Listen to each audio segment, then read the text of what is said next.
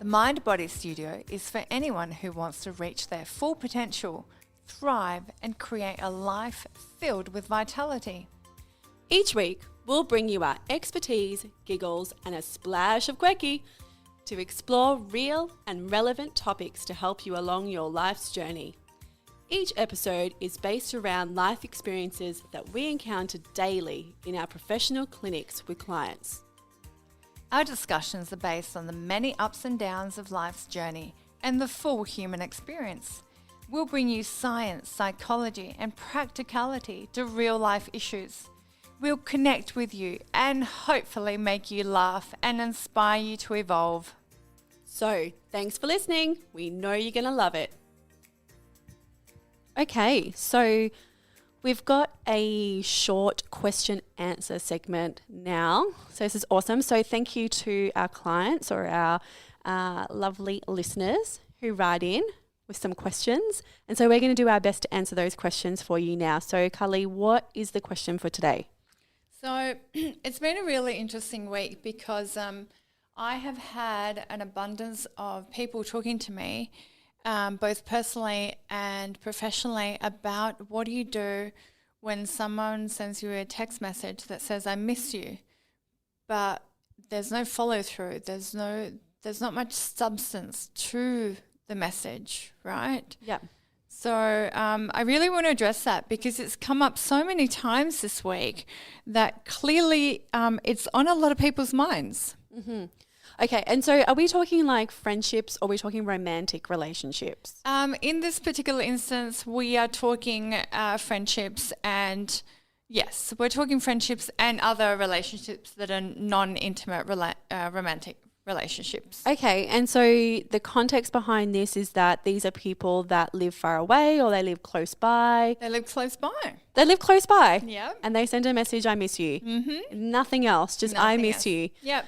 Ah. Or it might be at the end of a touching base message. Okay. Interesting question. And I like this a lot. So I guess the first question is that when we're sending a message to someone saying we miss them, there has to be a follow through to that, right?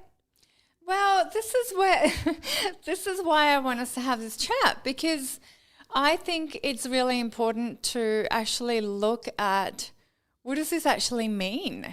Like if I say to someone, I miss you, but then I don't create any change in my behavior or express, hey, let's catch up or something, you're kind of just leaving it up in the air. So, in one of our podcasts, we talked about loneliness, we've talked about negative thinking. And so communication is such a huge issue and such an important aspect to consider that we really need to, improve our skills in our social interactions, I think. So what if, okay, hypothetical, say I sent you a message, say, Kalí, I miss you, like, blah, blah, blah, whatever. But the reason why I sent that message is because I'm super busy. I don't have time right now to actually connect with you and go and do something, but I'm just letting you know that you're in my thoughts and that I miss you. Like, isn't that okay? Yeah, I think any message is okay. Let's start with that, right? There are no absolute... Thanks for messaging me. Oh. There are no absolute rights or wrongs, but I think people are lacking skills to nourish relationships. Yeah. So, there are so many layers to that question, because essentially you could also say to me, hey, I'm really busy. I'd love to see you. I miss you too. Why don't we make a date, right? Yes. If we're both so bloody busy, yes, let's look at our schedules, because otherwise it's just kind of left up in the air. It's like, hey, I miss you. Yeah. And it's like, yeah, I miss you too. Yeah. But what's the point of you telling me that you miss me all the time if we don't actually make a time to catch up? Yeah, totally. You know what? It's funny. This topic is actually really relevant to what I have with my clients all the time. Sometimes when people get overloaded and they literally don't have the time to spend with friends, what we do is we have a conversation about letting friends know that your time and their time is still important to you, but you just don't have the time right now to spend with them. But then giving them an end point of when that space will end, so that they know that although you're busy right now, you will have the capacity to see them and spend time with them at some point down the track at this time. Because otherwise people don't know when that's going to end. If there's no timeline or there's no end point, you're like, well, this person doesn't care about me, which is not really the case. It might just be that they've got a lot of traumatic things going on. They just don't have the energy to actually spend. Busy, they're right? busy, right? But there needs to be, as a friend, there needs to be an end point at some stage. So they know when this busyness is going to end. They know when you are going to be available for them. What if they don't know when it's going to end? Well, that's really tricky, but you don't know people's situations. Right? Yeah, you just don't. So this is where I want people to take a little bit more responsibility and a little bit more control in their lives, because like if I'm super busy and there are periods of time when I am super, super busy and I miss someone, like what's the point of me expressing that? Do I just want someone to know that I miss them? Like a lot of stuff can get misconstrued, and because so much of our communication these days is through messages, I think it's important to really align with your intention and to take into consideration what do I want to achieve out of this? Is it do I want to actually just express how I'm feeling? Is it that I want to see the person?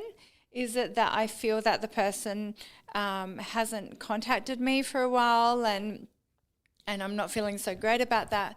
So aligning, really kind of doing a little bit of a self-evaluation. What do I want as a result of me sending this message or me receiving this message? Yeah. And so let's talk a little bit about the context, if you're able to give us a little bit of a snippet of the context of where this is coming from, because it'd be interesting to know, like the people that you're actually saying they're getting these text messages, is that because they've had a conflict in the past with this friend? But No, this is the interesting thing, which is why I'm talking about nourishing relationships. Interesting. Okay, yes. They are people that know each other.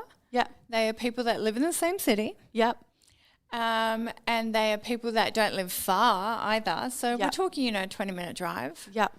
And they have just, either gotten too busy with their lives. Yep. Or haven't made time to catch up. And so the response back from the person receiving that message, what has their response been? Well, some people don't know what to reply. It's like, this person is my friend. Yeah. They haven't contacted me for a couple of months. Yeah. They live 3 suburbs away, and then they just send me this random, I miss you text message. What do I do with that? I got it. And so, but maybe that person's having a difficult time and that's the only way they're able to reach out too.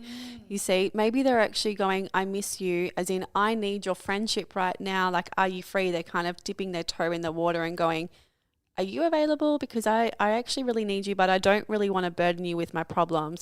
And they're waiting for a response back from that as well to say, yeah, I missed you too. Should we catch up on such and such date? Or should we go and have a coffee? Or when do you want to come over? Or something like that actually gives that person a little bit of a response, because they are reaching out. They are reaching out, and I think it's really important. You've touched on a very, very important point. You don't always have to reciprocate. You might not miss the person. And I think being genuine in relationships is really important. So you might not always have to say, I miss you too. Yeah. Right? I think it's always important to acknowledge that you've received a message. Yeah. So you might say, hey, nice to hear from you. Yes. What are you up to? Yes. How are things going? Always kind of reply maybe with a question. Yeah. So that you're kind of opening the conversation. Yeah. But I think it's really important for whoever is sending these I miss you text messages to think, what do I want from this? Yeah. And maybe people need to be a little bit more courageous or vulnerable and say, hey, you know what? We haven't seen each other for a while. Let's catch up. Yeah. What are you doing this weekend? Yeah. Yeah, I think that's really good. I guess I find it like, it's a really catch-22 here, because we're talking about the potential that someone's in a situation where they actually don't want to impose on someone else. And I'm taking it from that perspective of, if I've sent a message to someone and I'm in a really low place and I'm going, I miss that friendship and I need that friendship right now. I need to connect with that person. The only thing I might be able to get out is I miss you, and that person might be in a stronger place than what I'm in. So I'm kind of hoping that they're going to write back. And this is all hypothetical because I don't know the situation, but I'm kind of hoping that they might actually take the reins on that message and actually go, oh, I guess it depends on the person too, because if someone's not really usually that open with saying, hey, I miss you, that's a pretty vulnerable step in itself. You know, that's an emotional connection. So they're obviously trying to get some sort of emotional response from the recipient. Yep. And so I would then be looking at that message and going, there's a need here. I don't know what that need is, but that person has sent me an emotional message. So I need to kind of be mindful of what it is that they're expecting from me and what I have to offer as well. What in my schedule or wherever I'm at the moment, what I can actually offer up. And this is where you need to know yourself so well, right? So yeah, some people they have a more of an avoidance style, and some people are a little bit more confrontational. Some people find it comfortable to be vulnerable and courageous. Other people just want to just not share anything. So I think it's really important to know yourself and to know how to reach out, how to ask for help, how to ask for support, how to give it. And, you know, they're much bigger topics than what we have time for today. But I think understanding yourself well and communicating clearly is always a positive. It's always a positive step to take when we're looking at nourishing relationships. And I might just add one thing in there, because I know that this is only a really quick question answer segment, but really understanding as well, this person has maybe out of the blue messaged you, hypothetical. So understanding that you don't have to reply straight away. You can actually step back and go, you know what, this is a bit of an emotional message. I don't really know what that person's needs are. So I'm not going to reply straight away because I don't have the headspace, I don't have the time. But then coming back to it at a later point where you can sit down and then you can actually write a message back to them that gives them the validation, that kind of puts it out there as well. Because a friendship is equal part, you know, people go through all different roller coasters during relationships, and that's not just romantic ones, that's friendships as well.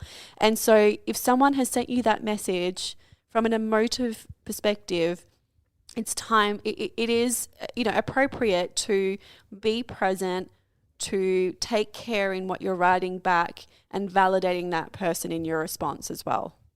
Yep, absolutely, Tracey. And I think acknowledging a message, taking the time to see how you feel about it so that you actually respond instead of react, and opening up the conversation are all really great things to do. Yeah, absolutely. And don't come at things from a negative perspective.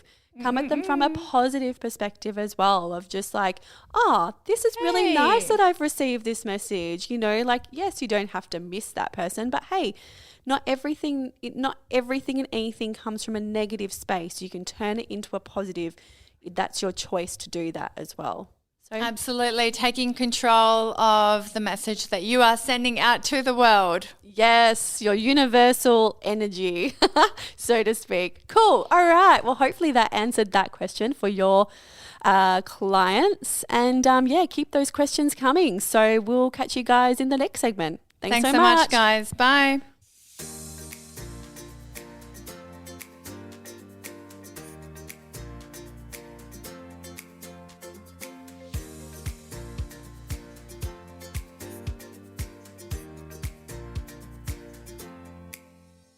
The information, views and opinions expressed on this podcast should not be used or treated as a substitute for nutritional, medical, psychological or other advice by a qualified health professional.